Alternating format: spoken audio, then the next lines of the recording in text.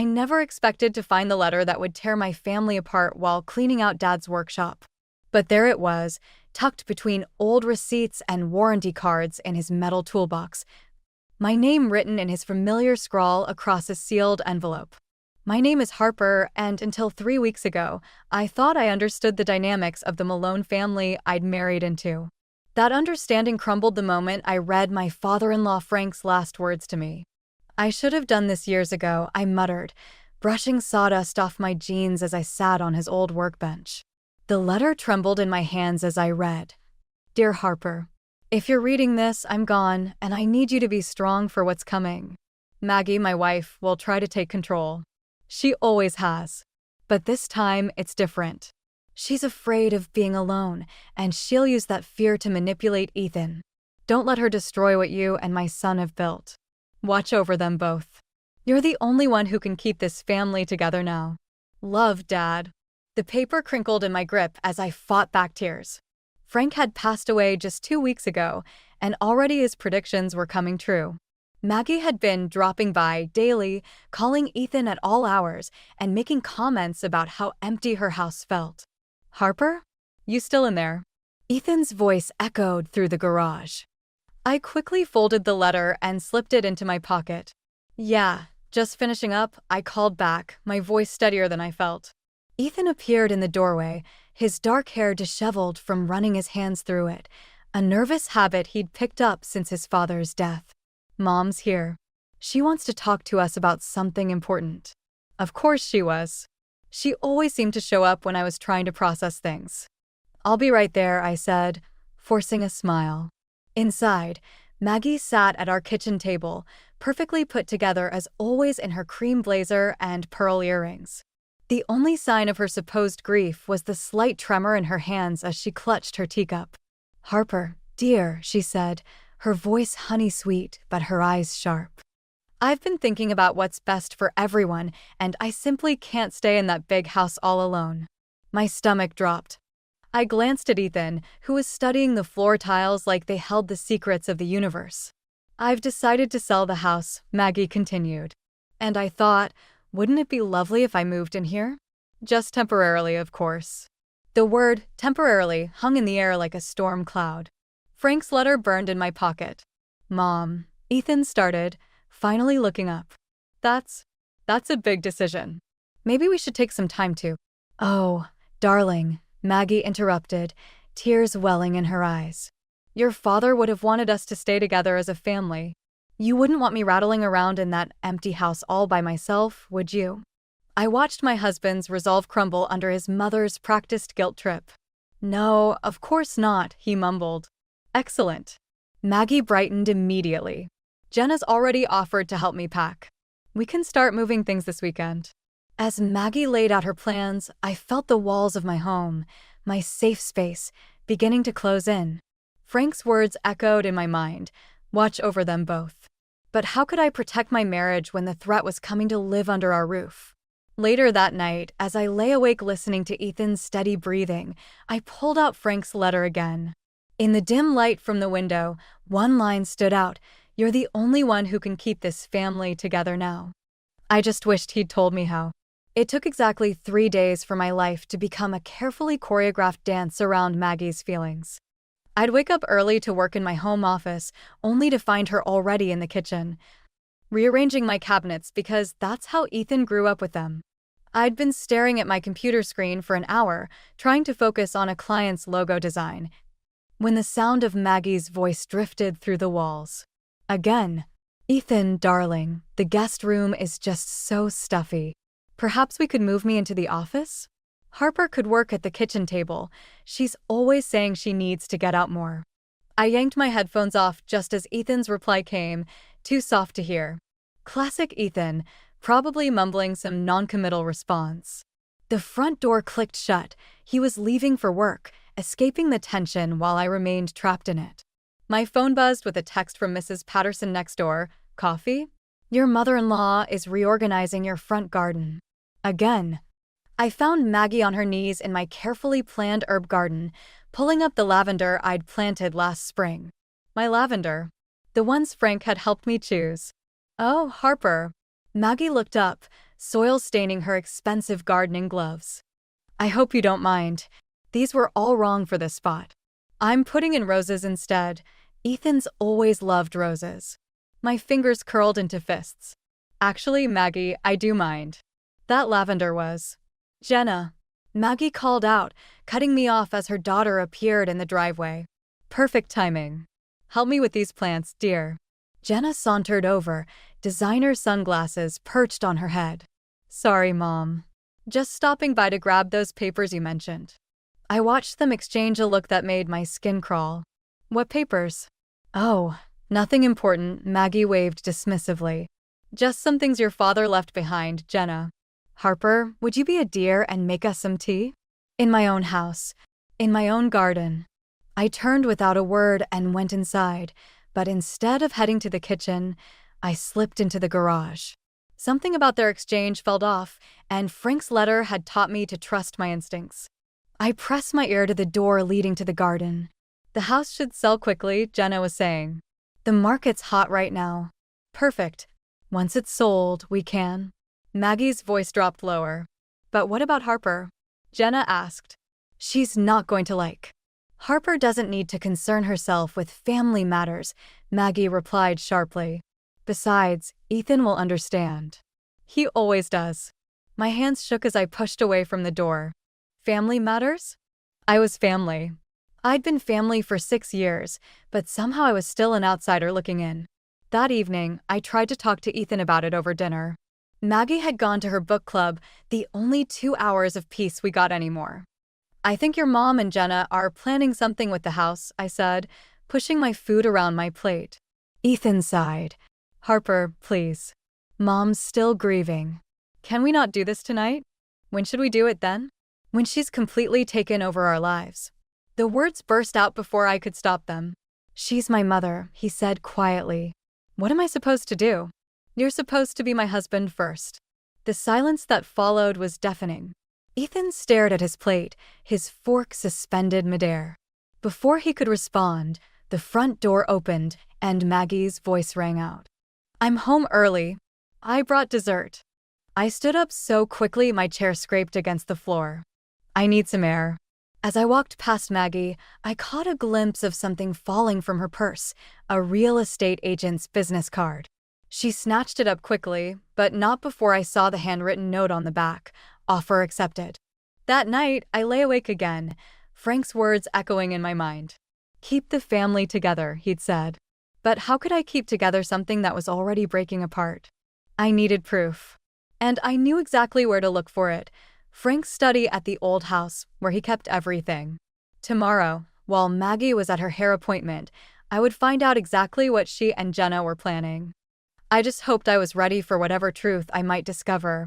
The key to Frank's study felt like it was burning a hole in my pocket as I pulled into the driveway of his, now Maggie's, house. I'd kept the spare key all these years, using it to water plants when they traveled. Now I was using it to break in. Technically.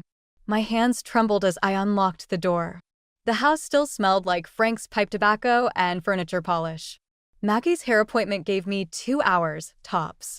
I made my way to his study, where morning light filtered through dusty blinds. Everything was exactly as he'd left it, except for the filing cabinet.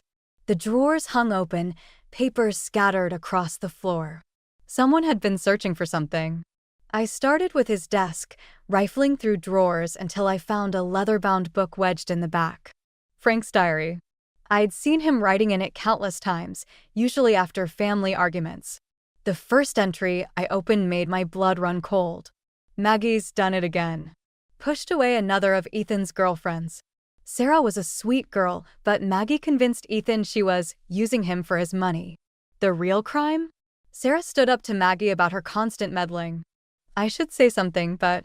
Footsteps creaked overhead. I froze. Harper's car is outside. Jenna's voice drifted down. Perfect timing, Maggie replied. We need to deal with this now. I scrambled to take photos of the diary pages with my phone, heart pounding. The footsteps grew closer. Harper. Maggie's voice rang out from the hallway. What a surprise to find you here. I shoved the diary back into the drawer and spun around. Maggie stood in the doorway, Jenna hovering behind her. Both were dressed for lunch, not a hair appointment in sight. I gestured vaguely at the mess of papers. Helping clean up. How thoughtful. Maggie's smile didn't reach her eyes. Though I do wonder why you didn't ask first. This is my house now, after all. Is it? The words slipped out before I could stop them. Because I saw the real estate agent's card. You're selling it, aren't you? Without telling Ethan. Jenna stepped forward. It's complicated, Harper. You wouldn't understand. I understand perfectly, I cut her off. You're selling the house and splitting the money while leaving Maggie to live with us permanently. Did I miss anything? You're upset, Maggie said softly, moving closer. Grief makes us all a bit paranoid sometimes. Why don't we discuss this over tea?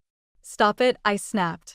Stop pretending you care about my feelings when you're plotting behind my back. Behind your own son's back. Everything I do is for Ethan, Maggie's voice hardened. He needs his family close. He needs his mother. You're just temporary. The word hit like a slap. We've been married for 6 years. And I've been his mother for 34. Maggie smiled. Who do you think he'll choose when he finds out you've been sneaking around, going through his dead father's things? My phone felt heavy in my pocket, the diary photos my only proof. But Maggie was right. Ethan would hate that I'd come here without telling him. You can't manipulate people forever, I said, trying to keep my voice steady. Frank saw right through you. That's why he warned me. Warned you. Maggie's eyes narrowed. What are you talking about? I'd said too much. Nothing. I should go. Show me, Maggie demanded, blocking the doorway. Show me what Frank gave you. Mom, Jenna touched her arm. Maybe we should. Stay out of this. Maggie snapped. Well, Harper? What did my husband say about me? I pushed past them both, nearly running for the front door. Behind me, Maggie called out, You can't protect him from me, Harper. Ethan will always choose his family. I am his family. I shouted back, but the only response was the sound of my own footsteps on the porch steps. In my car, hands shaking on the steering wheel, I pulled out my phone. The diary photos were there, along with Frank's letter at home. Proof of everything. But Maggie was right about one thing. Who would Ethan believe? His grieving mother or his paranoid wife? I started the car, Frank's words echoing in my head. Watch over them both. I just hadn't realized how much I'd be risking to do it. I sat in my car outside Mrs. Patterson's house for 20 minutes, clutching my phone with the diary photos. Before I finally worked up the courage to go inside. She opened the door before I could knock, concern etched on her face. I saw what happened at the house, she said, ushering me in. That woman's been trouble since the day Frank married her. The familiar scent of coffee and cinnamon filled her kitchen, a stark contrast to the tension suffocating my own home. You knew Frank before Maggie? Mrs. Patterson set 2 mugs on the table. 30 years of watching that family. Frank was a good man who made one bad choice, letting Maggie control everything. My phone buzzed. Ethan, Mom says you broke into the house? We need to talk. Of course she'd beaten me to it. I switched off my phone. Show me what you found, Mrs. Patterson said quietly. I pulled up the diary photos. As she read, her expression darkened. There's more, she said finally. Frank came to see me the day before he died. He was going to change his will. My coffee went cold as she told me everything. How Frank had discovered Maggie's secret account, filled with money she'd been siphoning from their savings for years. How he'd planned to protect Ethan's inheritance. How he'd died before he could sign the new documents. That's why they're rushing to sell the house, I whispered. Before anyone can look too closely at the finances. The front door chimed. Mrs. Patterson tensed. That'll be Ethan. I called him. You what? He needs to see this, Harper. All of it. Ethan stood in the doorway, looking exhausted. Harper, what's going on? Mom's crying, saying you're trying to turn everyone against her. Sit down, Ethan, Mrs. Patterson commanded. There's something you need to see. I watched his face as he read the diary entries, as Mrs. Patterson explained about the will. The color drained from his cheeks. This can't be right, he muttered. Mom wouldn't. Check the account numbers in Frank's desk, Mrs. Patterson said. If you hurry, you might still find the proof before she destroys it. Ethan's phone rang. Maggie's name flashed on the screen. He stared at it, then declined the call. "I need to think," he said, standing abruptly. "I can't. I need time." "Ethan," I reached for him, but he pulled away. "Don't." His voice cracked. "Just don't." After he left, I slumped in my chair. That went well. "Give him time," Mrs. Patterson said. "But be careful. Maggie's most dangerous when she's cornered." I drove home slowly, dreading what waited for me. But nothing could have prepared me for what I found. The house was dark except for the kitchen. Maggie sat at the table, Frank's letter, my letter, in her hands. "Looking for this?" she asked softly. "Jenna found it while helping me organize your office." Imagine my surprise. My throat went dry. "That's private." "Private?" She laughed. "This letter is a sad old man's paranoid ramblings. Frank was losing his mind at the end, you know. Imagining conspiracies, making wild accusations. He was protecting his family from you." "I am his family." She slammed her hand on the table. "Everything I've done has been for this family. And you." She stood, letter clutched in her fist. "You're trying to destroy us." "No, I'm trying to save us. All of us." "By turning my son against me? By digging through private papers?" Her voice rose. "I won't let you take him from me. I won't let you destroy everything I've built." "Everything you've stolen, you mean?" The words hung between us like smoke. Something shifted in Maggie's eyes, something cold and calculating. "You know what your problem is, Harper? You think this is about money. But it's not." She moved closer. "It's about power. And you? You have none." She was right. In this moment, with Ethan doubting everything and Frank's letter in her hands, I had nothing. Almost nothing.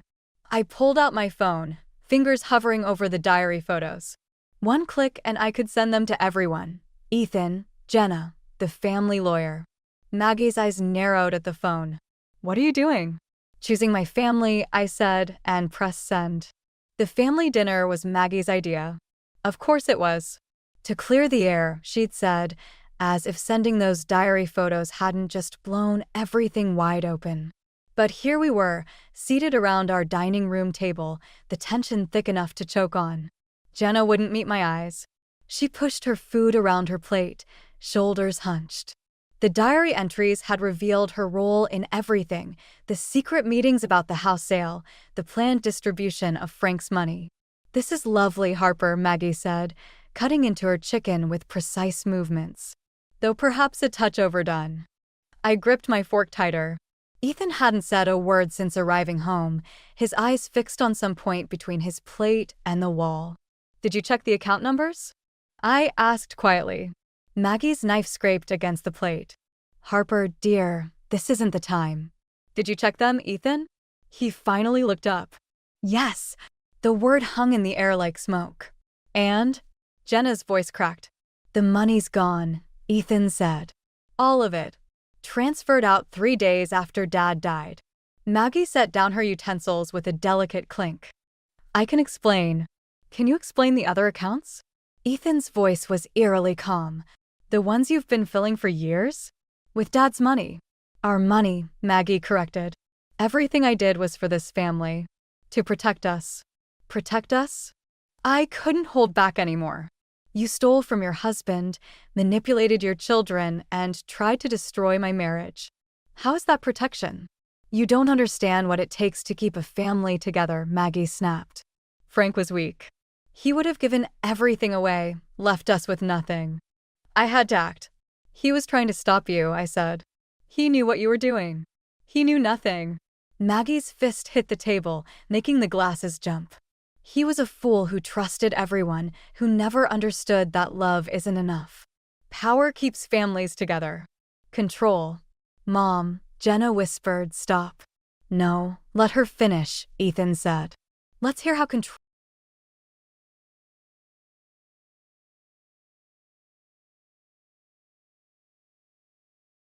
with these ridiculous accusations. "They're not accusations when we have proof," I cut in. "The diary, the accounts, the house sale you tried to hide." "Enough." Maggie stood, her chair scraping back. "I won't sit here and be attacked in my own home." This isn't your home, I said, standing to face her. And we're not your puppets anymore. Ethan, Maggie's voice wavered. Are you going to let her speak to me this way? The moment stretched like glass about to shatter. Ethan looked at his mother, then at me, then back at his plate. Dad knew, he said finally. He knew what you were doing, and he tried to stop you. And you. His voice caught. You let me blame Harper. You made me think she was paranoid, jealous, when all along. I was protecting you, Maggie insisted. Everything I did was for yourself, Ethan finished. He stood slowly. Pack your things, Mom. Tonight? The color drained from Maggie's face. You can't mean that. I'm your mother. And I'm your son, not your possession. Ethan's voice shook, but his eyes were steady. It's over. Maggie turned to Jenna, who shrank back. Jenna, tell them. Tell them why we needed the money. But Jenna stood, gathering her purse. I'm sorry, Mom. I can't do this anymore. As Jenna fled, Maggie's facade finally cracked. You'll regret this, she hissed. All of you. When you realize what family really means. We already know, I said quietly. Frank showed us. And it's nothing like what you've done. Maggie straightened, smoothing her shirt with trembling hands. This isn't over, she said, before turning and walking stiffly toward the guest room. In the sudden silence, I felt Ethan's hand find mine under the table. His grip was tight, desperate. I'm sorry, he whispered. I should have seen it sooner. I squeezed his hand back, but something in me knew Maggie was right about one thing. This wasn't over. Not by a long shot. From upstairs came the sound of drawers slamming, and I wondered what else Maggie might have hidden away, waiting to be discovered. The morning after Maggie left, I found her pearl earrings on the guest room nightstand. A calculated move. She'd never forget jewelry.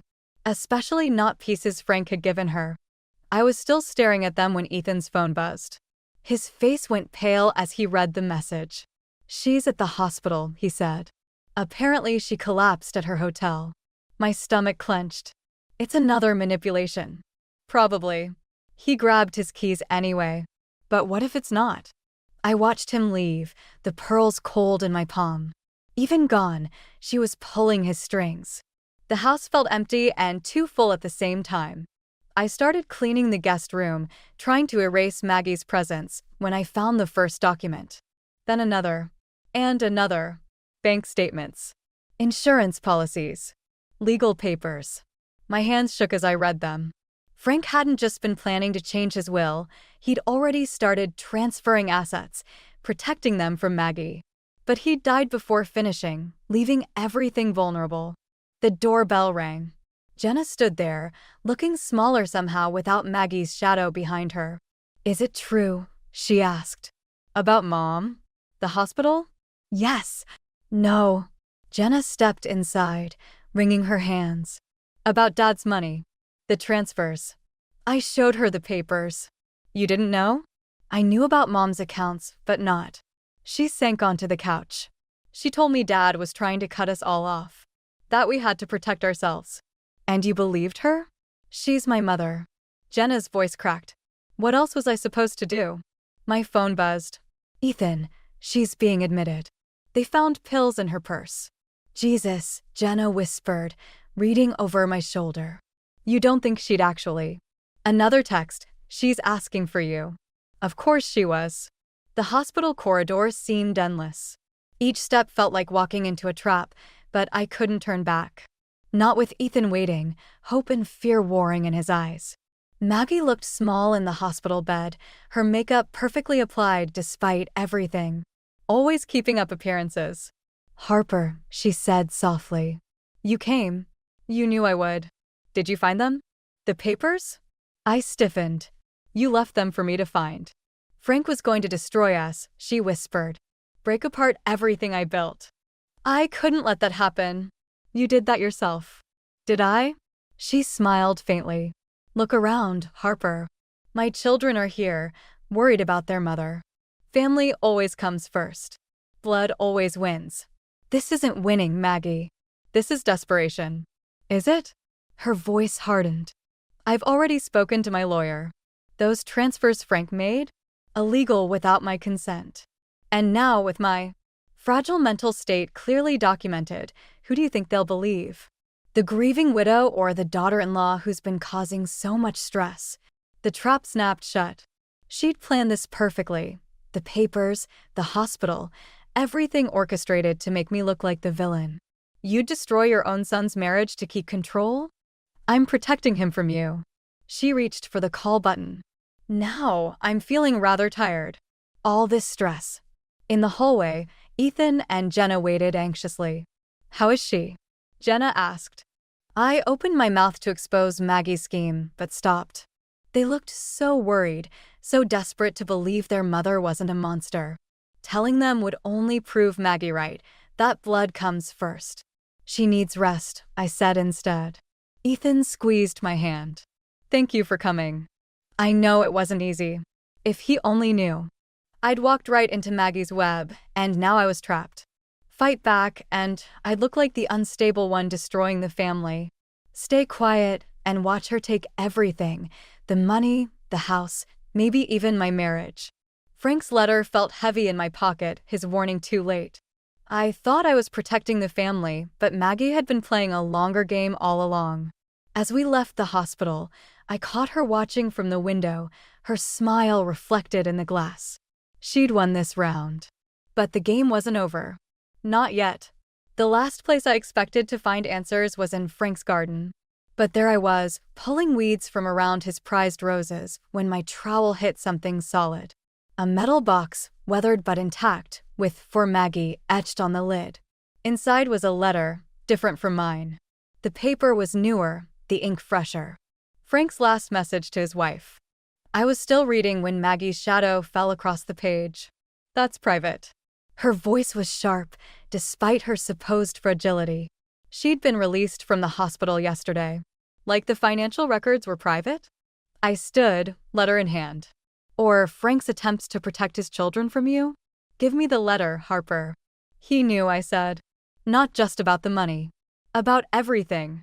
The manipulation, the control, the fear you use to keep everyone in line.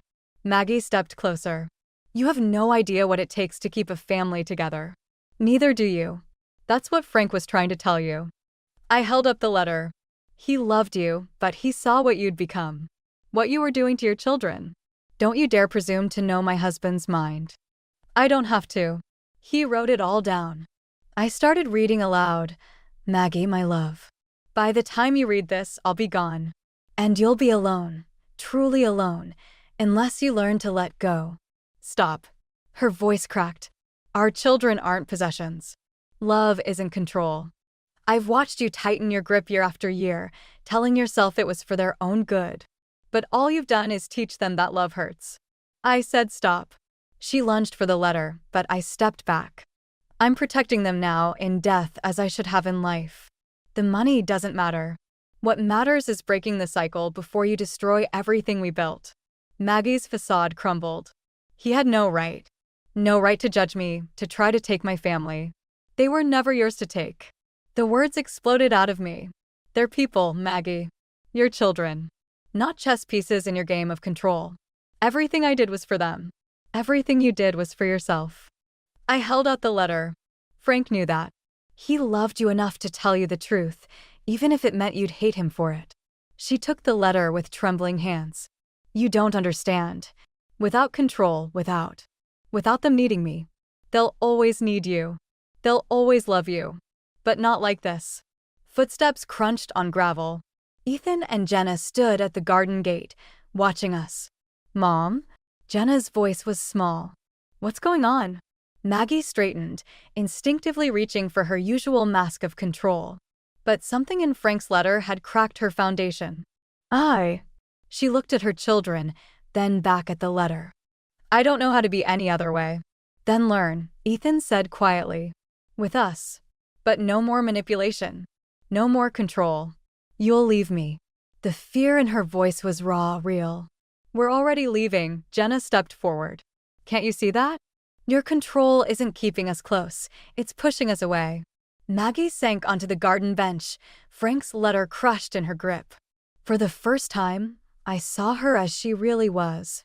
not the manipulative monster I'd built up in my mind, but a frightened woman who'd confused control for love for so long she couldn't tell the difference anymore. Frank knew, I said softly.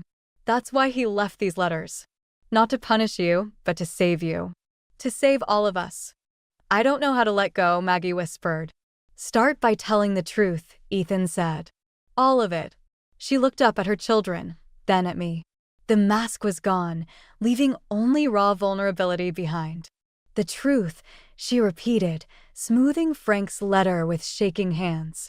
Yes, I suppose it's time.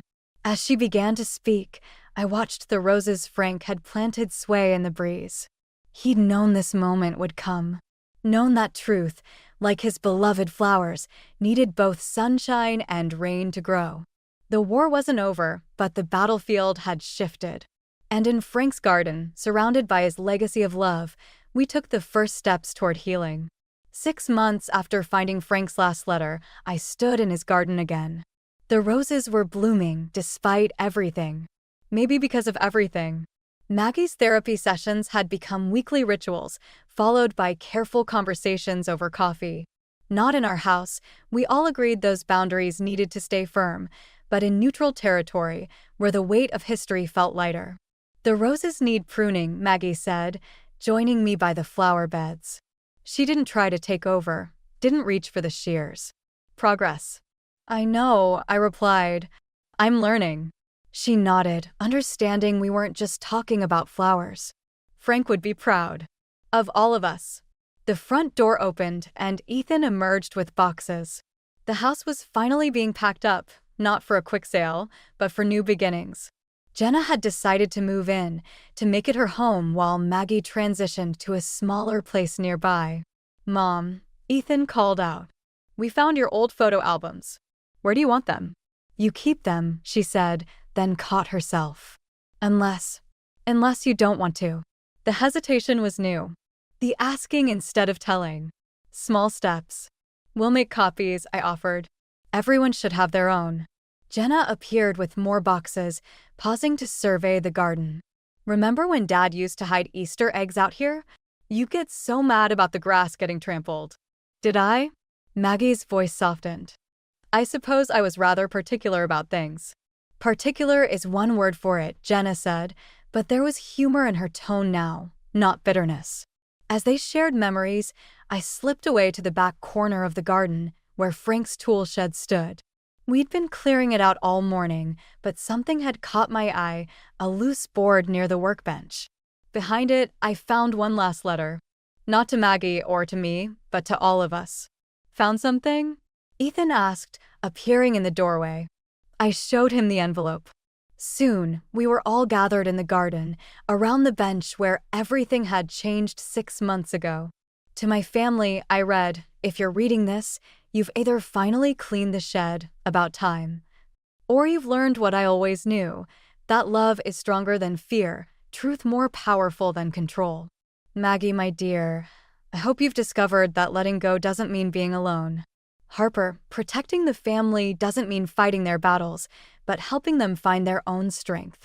Ethan, Jenna, your lives are your own, but that doesn't mean you can't share them with those you love. The garden will always need tending, just like family. But remember, the most beautiful roses grow not from force, but from care, patience, and the courage to let them bloom in their own way. Take care of each other. Take care of yourselves. And when in doubt, remember, love doesn't control, it liberates. All my love, Frank. Silence fell, broken only by the rustle of leaves and distant wind chimes. He always did know what to say, Maggie whispered, wiping her eyes. Even when we didn't want to hear it. Especially then, Ethan added, squeezing my hand. We spent the rest of the afternoon sorting through boxes, sharing stories, and learning the delicate art of being family without the chains of control. It wasn't perfect. Maggie still struggled with boundaries. Jenna was learning to trust again. And Ethan sometimes caught himself trying to please everyone. But as I watched them together, I realized Frank had been right all along. Protection wasn't about fighting battles or keeping secrets. It was about creating space for truth to bloom, for healing to take root. Later, as Ethan and I headed home, I caught a glimpse of something in the rearview mirror, Maggie in the garden, not directing or controlling, but simply tending to the roses she'd once used as weapons of manipulation. Now they were just flowers, beautiful in their simplicity. "Ready?" Ethan asked.